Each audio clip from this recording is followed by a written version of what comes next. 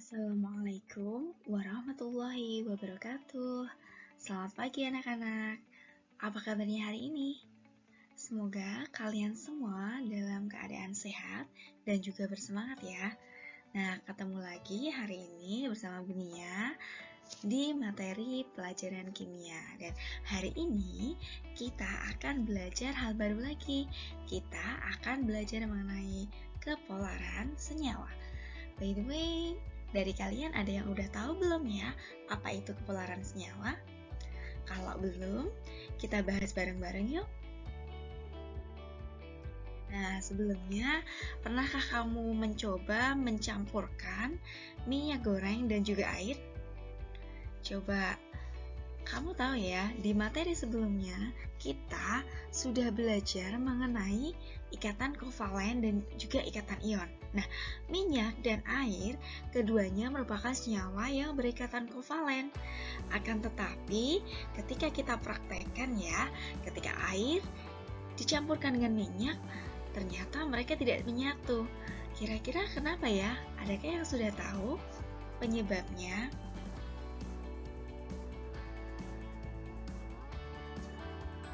Nah, minyak dan air adalah dua contoh cairan yang walaupun ternyata sama-sama senyawa kovalen, tapi tidak dapat menyatu ketika dicampurkan. Hal inilah yang akan kita pelajari hari ini mengenai sifat kepolaran dari senyawa kovalen.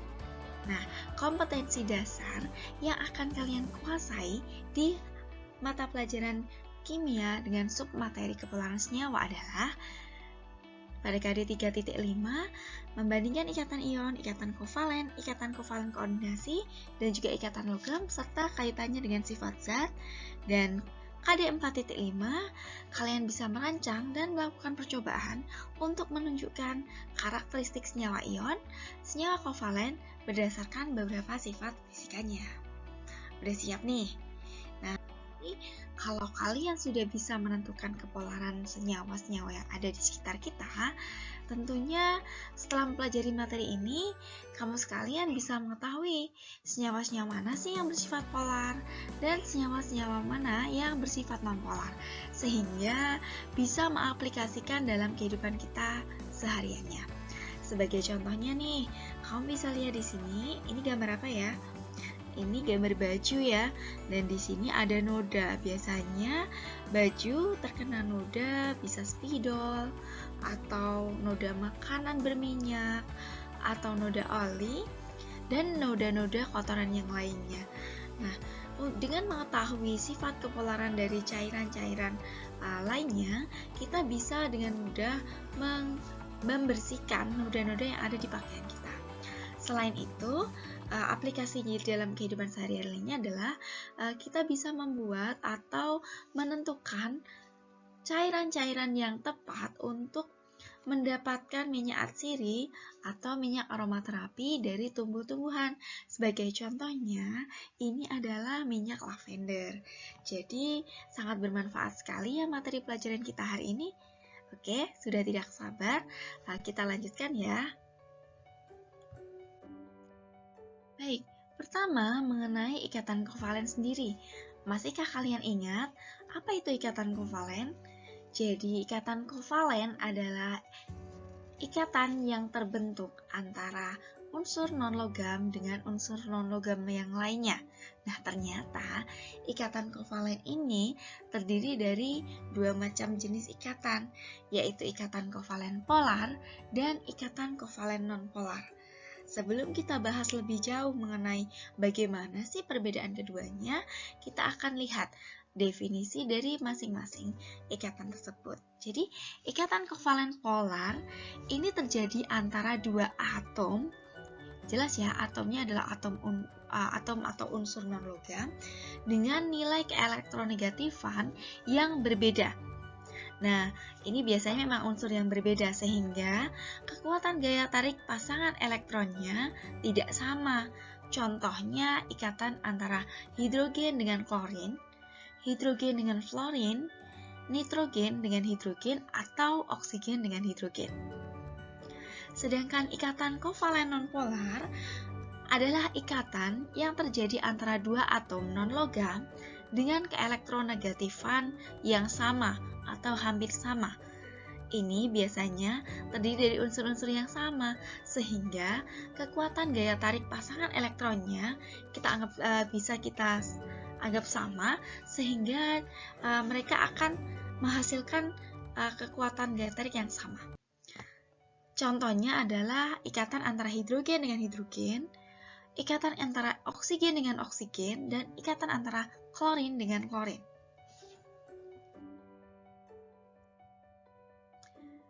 Selain definisinya, kita akan juga membedakan mengenai sifat dari senyawa kovalen polar dan sifat dari senyawa kovalen nonpolar. Gimana sih sifat-sifat dari senyawa kovalen polar? Jadi untuk senyawa kovalen polar itu adalah senyawa-senyawa yang larut dalam air atau pelarut yang bersifat polar. Jadi, air adalah salah satu senyawa kovalen yang bersifat polar. Dia bisa melarutkan senyawa-senyawa kovalen lain yang bersifat sama-sama polar. Nah, senyawa kovalen polar ini juga memiliki kutub positif dan kutub negatif.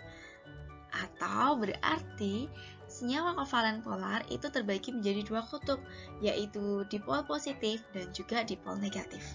Dan pada umumnya, senyawa kovalen polar ini memiliki pasangan elektron bebas, di mana dengan adanya pasangan elektron bebas ini mengakibatkan adanya kutub yang lebih negatif. Dan biasanya juga untuk senyawa kovalen polar mempunyai bentuk yang tidak simetris. Juga jika dibandingkan dengan keelektronegatifannya, tentu perbandingan keelektronegatifan atau perbedaan keelektronegatifan unsur-unsur yang menyusun senyawa kovalen polar itu sangat tinggi.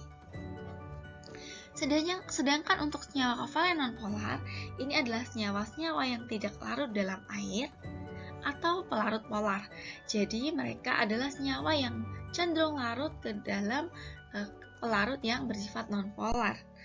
Dan mereka tidak memiliki kutub, tidak memiliki PeB atau pasangan elektron bebas, dan bentuknya cenderung simetris, serta memiliki perbedaan keelektronegatifan yang rendah mendekati nilai 0.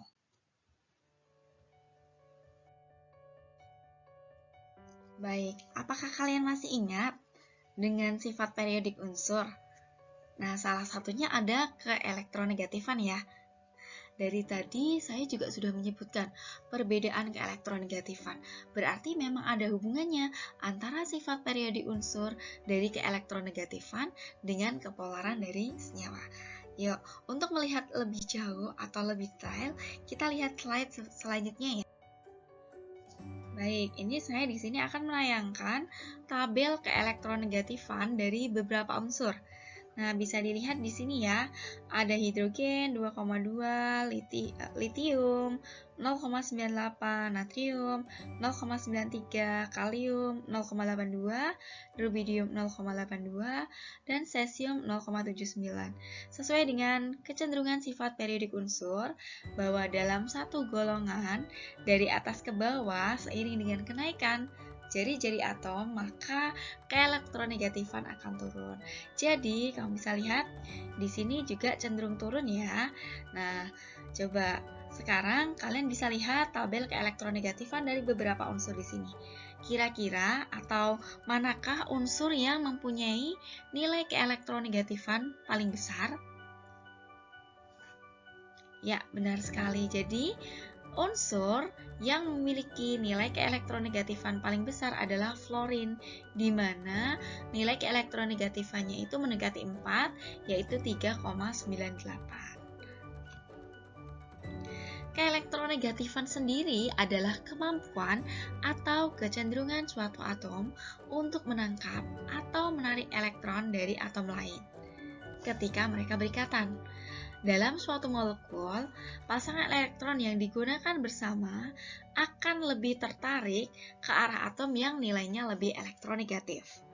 Jadi misalnya ketika saya mempunyai senyawa HF, di mana hidrogen itu memiliki nilai keelektronegatifan 2,20 dan nilai keelektronegatifan fluorin 3,98, maka ketika hidrogen dan fluorin membentuk suatu senyawa yaitu hidrogen fluorida, distribusi pasangan elektron ini akan lebih mendekat ke arah yang mempunyai nilai elektronegatif lebih tinggi, berarti ke arah fluorin. Dengan demikian akan mengakibatkan adanya perbedaan keelektronegatifan.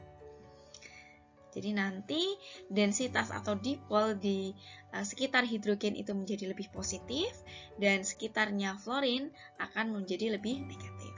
Nah, untuk lebih jelasnya kita akan gambarkan seperti apa distribusi dipolnya.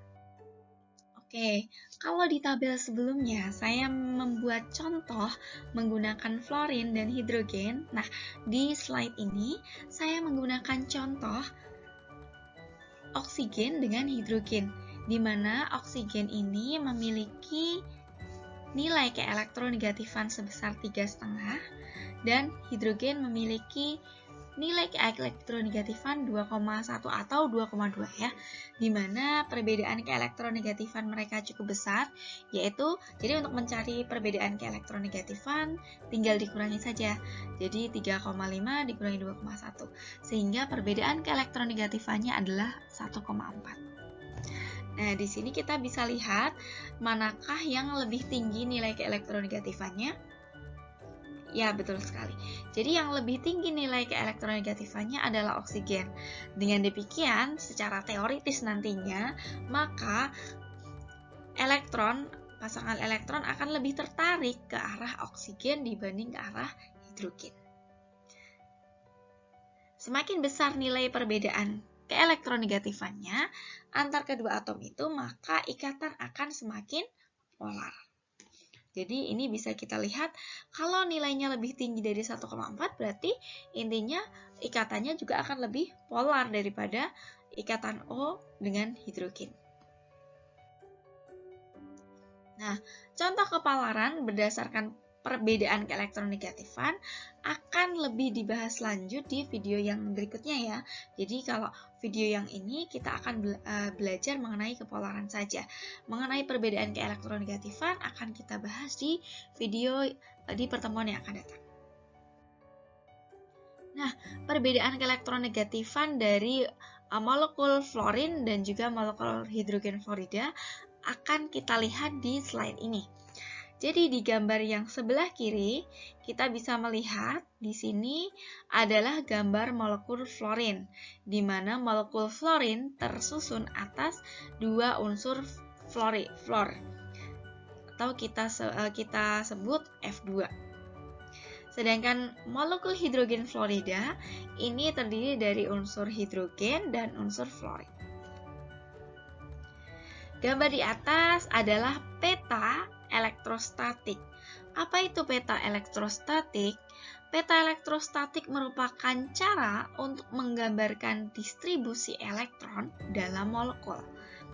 Jadi kita bisa lihat di sini ya, pada molekul F2 didapatkan, nah ini pada molekul F2 ya, didapatkan persebaran elektron sangat merata ya. Sedangkan pada molekul HF di sini lihat ya, persebaran elektron tidak merata, di mana terjadi pengkutuban, di mana elektronnya lebih banyak. Nah, di sini terjadi ketika di molekul fluorin ini tidak terjadi dipol karena persebaran elektronnya merata, jadi tidak ada kutub positif maupun kutub negatif. Sedangkan pada molekul HF, di sini bisa dilihat ada kutub yang dia itu tidak banyak elektronnya atau keelektronegatifannya rendah, di mana dia merupakan kutub positif karena menjadi lebih positif sifatnya, sedangkan yang di sini persebaran elektronnya itu lebih banyak, maka dia akan bersifat lebih negatif atau kita sebut sebagai dipol negatif. Nah, perbedaan persebaran elektron yang tidak merata inilah yang mengakibatkan adanya sifat keelektronegatifan. Jadi sangat jelas di sini ya, bahwa HF di sini sangat polar, sedangkan fluorin di sini non polar. Nah, kita ambil lagi untuk hidrogen fluorida, kita ambil gambarnya lagi, kita berbesar untuk kita lihat bagaimana distribusi pemerataan elektron yang ada di ikatan hidrogen dengan fluorida. Oke, di sini udah kelihatan ya gambarnya, di mana di sini adalah hidrogen. Kenapa dia digambarkan lebih kecil? Karena elektronnya di sini lebih tertarik ke fluorin, karena fluorin ini nilai keelektronegatifannya lebih tinggi dibandingkan hidrogen.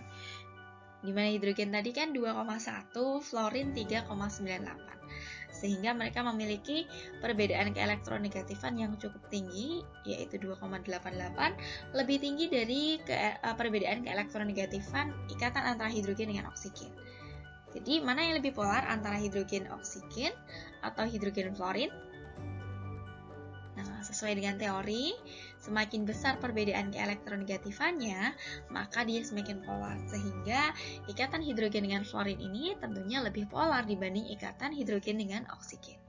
Nah, karena hidrogen di sini ini mempunyai nilai keelektronegatifan yang rendah, sedangkan fluorin memiliki nilai keelektronegatifan yang tinggi, mengakibatkan pasangan elektron yang digunakan untuk berikatan di sini akan lebih tertarik kepada atom fluorin, sehingga distribusi elektronnya tidak lagi merata, di mana distribusi elektronnya akan lebih cenderung menuju ke arah fluorin. Oleh karena itu, di area fluorin ini kita akan timbul dipol negatif. Sedangkan di hidrogen akan timbul dipol positif. Nah, terjadinya dipol positif dan dipol negatif inilah juga yang akan mengakibatkan adanya keelektronegatifan. Keelektronegatifan sendiri dikenalkan oleh kimiawan Amerika yang bernama Linus Pauling, di mana menurutnya adalah atom yang lebih elektronegatif selanjutnya disebut dengan partial negatif. Jadi di sini fluorin disebut dengan partial negatif ya, dan atom yang elektronnya tertarik disebut dengan elektropositif. Hidrogen di sini disebut elektropositif dan selanjutnya disebut partial positif. Gimana? Udah cukup jelas ya mengenai apa sih keelektronegatifan dan bagaimana pengaruh perbedaan keelektronegatifan terhadap kepolaran suatu senyawa. Oke, perbedaan keelektronegatifan di antara kedua atom ini mengakibatkan adanya senyawa kovalen yang bersifat polar dan juga bersifat nonpolar. Yang tadi sudah kita bahas, kalau yang polar contohnya HF atau HO, kemudian yang non-polar contohnya ada Cl2, ada F2, ada H2 gitu ya. Nah, cenderung untuk unsur-unsur yang sama, unsur-unsur diatomik, triatomik yang dia itu terdiri dari unsur yang sama, molekul unsur ya, berarti maka dia akan bersifat non-polar karena distribusi elektronnya merata. Baik, ini yang pertama kita bahas adalah untuk senyawa polar ya. Jadi kalau senyawa polar ini adalah senyawa dengan ikatan kovalen yang elektronnya berada lebih lama pada salah satu atom dibandingkan atom yang lain, sehingga distribusi atau pembagian elektronnya menjadi tidak merata. Contohnya ada di molekul air, etanol atau alkohol, cuka, asam klorida, aseton, dan juga senyawa-senyawa polar yang lainnya. Bisakah kalian menyebutkan senyawa-senyawa lain yang bersifat polar? Oke, nanti tuliskan ya di buku catatanmu lebih banyak senyawa-senyawa yang bersifat kovalen polar.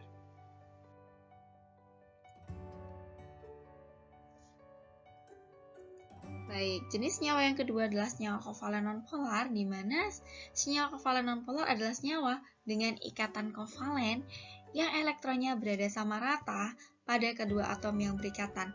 Artinya distribusinya itu merata ya, sehingga kita bisa bilang bahwa dia itu tadi simetris.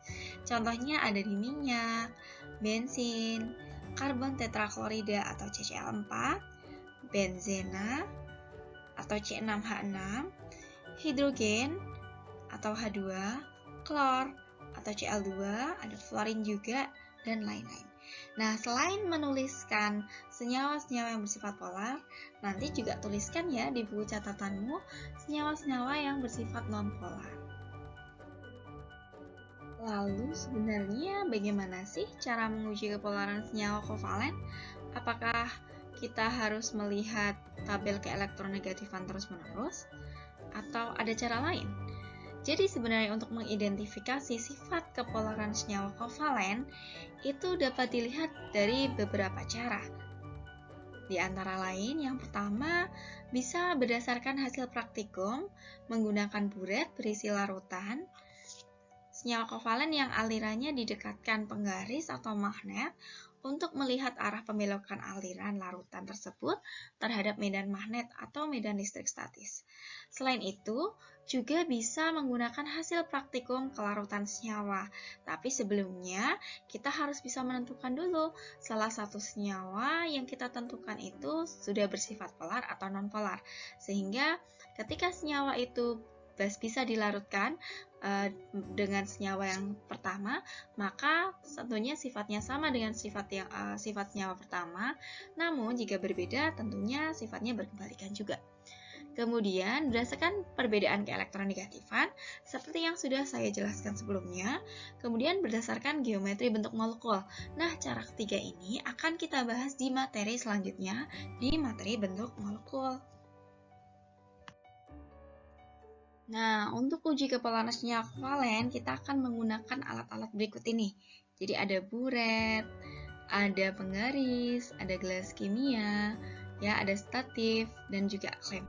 Nah, bagaimana cara untuk menggunakan peralatan ini? Jadi untuk kepolaran senyawa kovalen itu ditentukan dengan percobaan sederhana seperti ini ya. Percobaan ini dilihat dari pembelokan larutan saat jadi nanti buretnya dimasukin larutan ya, kemudian didekatkan dengan penggaris ya, penggarisnya didekatkan ke larutan yang keluar dari buret. Tapi sebelumnya penggaris itu digosokkan terlebih dahulu ke rambut dengan tujuan agar penggaris tersebut menjadi bermuatan listrik. Nah, ketika keran dibuka, akan ada aliran larutan yang dibelokkan oleh benda bermuatan medan listrik. Kalau dia dibelokkan berarti cairan tersebut bersifat polar, namun jika tidak dibelokkan berarti cairan tersebut bersifat non-polar. Kurang lebih Nah, gambarnya seperti ini ya, kurang lebih ketika keran pada buret dibuka dan aliran larutan dibelokkan oleh benda bermuatan listrik, maka cairan tersebut merupakan senyawa polar. Sedangkan apabila cairannya tidak dibelokkan, maka berarti cairan itu non-polar. Sifat senyawa kovalen polar sehingga dia itu bisa dibelokkan karena mereka itu punya peta elektrostatik di mana distribusi elektronnya tidak merata, sehingga mampu menarik elektron dari atom lain. Ya. Sedangkan pada cairan yang tidak dibelokkan, menandakan bahwa distribusi elektron pada senyawa yang berikatan tersebut merata sehingga tidak ada yang lebih bersifat elektropositif maupun negatif, sehingga ketika didekatkan dengan magnet atau dengan penggaris yang sudah bermuatan, maka tidak akan bisa membelok juga cairannya. Selain itu, ada uji kelarutan senyawa. Nah, kita bisa lihat yang pertama ini, gambar yang ini, kamu bisa lihat ini gambar campuran larutan apa dengan apa ya, kalau kamu bisa tebak? Ya, ini adalah air dengan minyak. Nah, ternyata air ini tidak bercampur dengan minyak. Kok bisa ya? Nah, ini ternyata ada teorinya.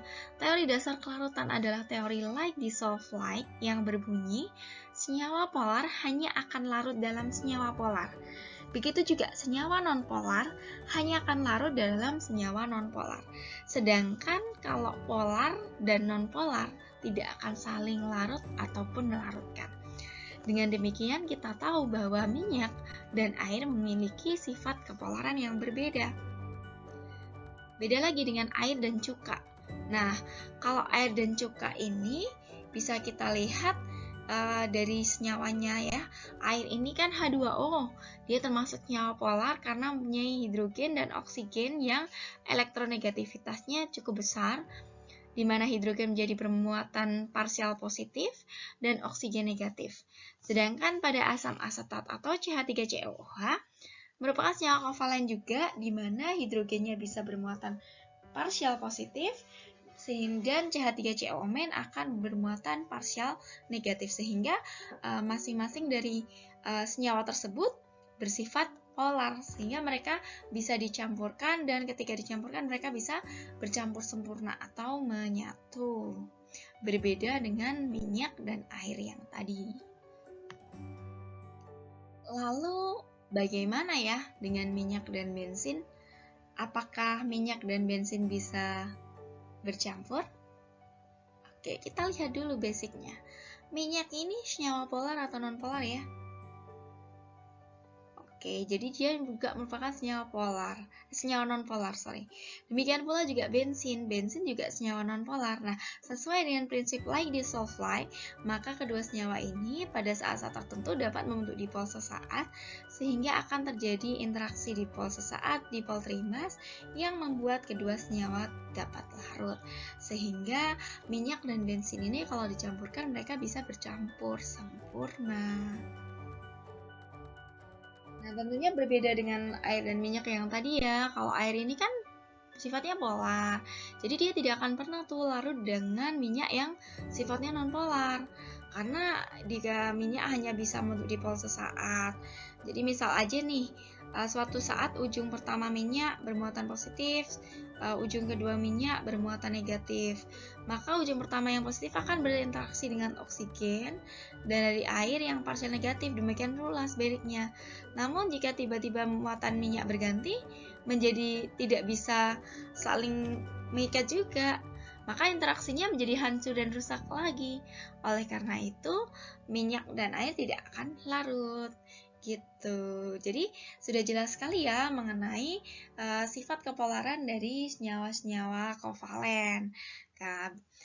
Kalau sudah, silakan kamu bisa melakukan eksperimen lebih banyak lagi untuk menentukan dan mendeskripsikan perbedaan mengenai elektronegativitas dan juga sifat kepolaran dari senyawa-senyawa kovalen. Nah, sekian dan terima kasih sudah menyimak video ini ya. Wassalamualaikum warahmatullahi wabarakatuh. See you on the next video.